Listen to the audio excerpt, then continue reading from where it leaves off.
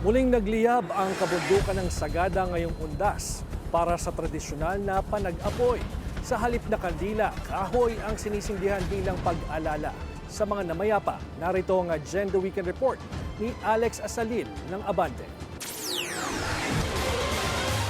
Buhay pa rin ang dekadang tradisyon tuwing Undas sa Cordillera.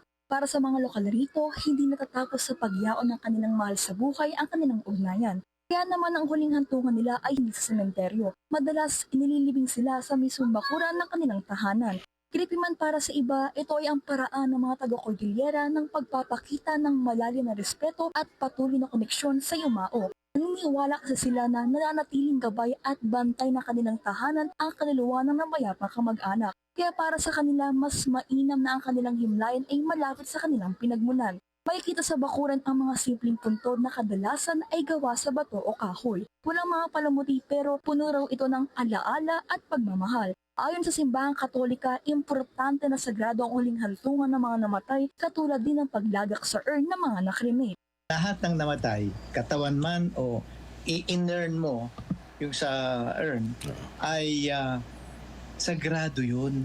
Binabasbasan mo. Kaya sa Catholics nga, meron tayong Catholic cemetery. Kasi kinoconsecrate yun as a sacred place na yun ang huling hantungan ng mga namatay.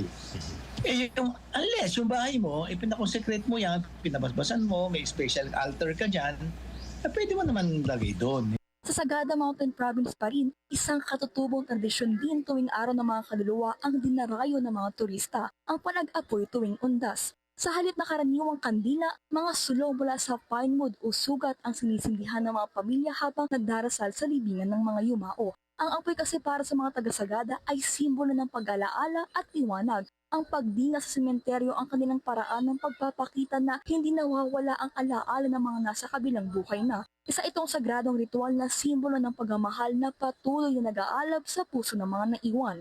Para sa Agenda Weekend, Alex Asalil, Abante Mountain Province.